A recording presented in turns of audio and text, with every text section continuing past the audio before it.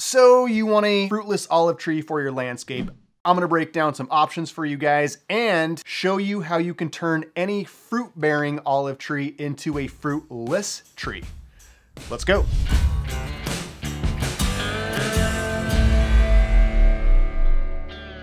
Now, before we jump in, let's first ask the question, why would somebody want a fruitless olive tree? Well, generally, olive trees have very desirable characteristics for the ornamental landscape. They have evergreen foliage, meaning they won't lose their leaves in the cool season. They're very drought tolerant once they're established, beautiful foliage and incredible trunk structure, and they can also provide some really nice shade and screening. So, very desirable tree. But the fruit can be pretty problematic, especially if it's planted near hardscape where as the fruit falls, it could potentially stain and kind of smash into whatever surface it is. And if it's near a pool or a water feature, it can definitely cause problems if the fruit drops into the water and gets into the filtration system. So bad news. A lot of folks love the tree for the great characteristics. The problem is the fruit. So there's kind of that love-hate relationship with olive trees. But I want to lay out some options for you that just might be a really good solution. The first option I want to tell you about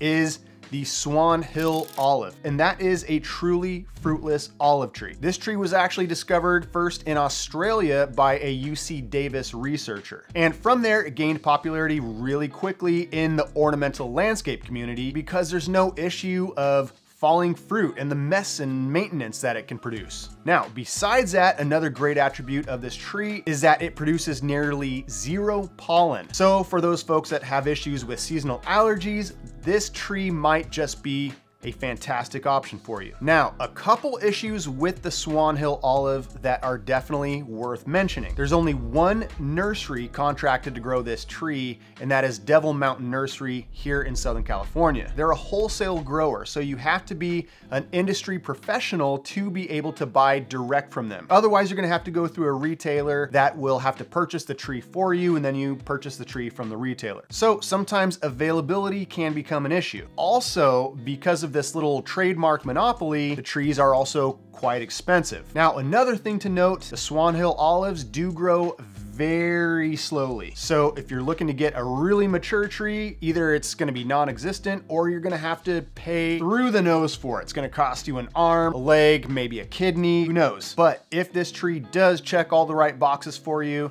and you're willing to pay that extra few bucks, it's a great tree. And Devil Mountain Nursery generally has really good plants. They are a top-notch grower. And the issue of being slow growing is really kind of the same throughout all olive varieties. Some may be a little bit faster than others, but generally they are a pretty slow grower. Now, I want to throw out another possible option for you, and that is the Wilson olive, botanically known as Olea, europaea, Wilsonii. This is considered a semi-fruitless olive. Now, what does that mean? Well, it's going to produce a little bit of fruit, not a full crop like a full fruiting olive tree might be. And in some seasons, you might not get any at all. So while it's not a true fruitless olive like the Swan Hill, it generally gets very, very little fruit on it. And it of course provides all the same awesome attributes that an olive tree does. It provides shade, it's drought tolerant, beautiful trunk structure, beautiful silvery greenish gray foliage. It's a fantastic tree. It's gonna get to about 25 feet tall by about 20 to 25 feet wide. So again, it can do really well as a shade tree or even screening off a property line.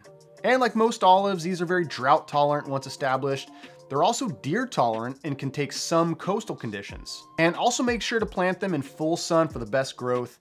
You'll also want to give them well-drained soil, but they can often thrive in soils that don't have the best nutritional value to them, so they can be a really good solution for poor soils. From a design standpoint, they are almost a must for Mediterranean landscapes. Oftentimes they're used as centerpieces of the landscape in which everything else is planned around, and most often they're seen in a multi-trunk form since that's what they really want to do by nature. But they're also oftentimes available in a single trunk from the nursery as well. And I personally enjoy the multi-trunk. You know, the structure is just so unique and beautiful. And if you light it at night, it is just absolutely spectacular. So if you're looking for a more budget-friendly tree that may be a little bit more readily available, I would suggest possibly look towards the Wilson olive. I personally use it a lot in my landscape designs, and it's just a fantastic tree. Now, before I get into how to keep your olive tree from fruiting, I will ask that you ever so aggressively smash that like and subscribe button. It just helps me make more videos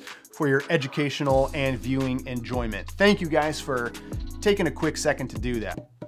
All right, back to the fun. How do you prevent your olive tree that is a fruit-bearing olive tree from fruiting? Because it's destroying your hardscape and staining your driveway and all that stuff, pounding olives on your car. Here's what you can do. There's actually a product on the market by Monterey Lawn and Garden called Florel. It's a plant growth regulator, but it's also really touted as a fruit inhibitor. It's really easy to use. You just put the product in a sprayer, spray it on the tree when the tree is in bloom, and it prevents the formation of the fruit. Now, it's not a fix-all, but it does eliminate the vast majority of the fruit that might appear. And with the proper application methods, you may not get any fruit whatsoever on the tree. I know lots of gardening services that will use that product on trees here in Southern California, and their clients are super happy because the olives are not destroying their concrete. Now, something to note, this product does say that it also encourages lateral branching. So that might also be useful if you want to encourage that tighter growth in a hedgerow, let's say. But it's going to sort of stunt that vertical growth as well. So you have to keep that in mind when using it on your trees. Of course, this is also a chemical, so you guys have to decide if it's something that is right for you. Now, I also want to throw out an option of a completely different tree, and that would be the strawberry tree. It's got a lot of the same great characteristics that an olive tree does, and I'm going to put a link to that video right up here. Hopefully you guys have enjoyed everything. Thanks so much for hanging out with me today. If you have any questions, comments, please leave them down below. I really try to get to everybody as much as I can. I will see you guys on the next one, and as always, happy planting.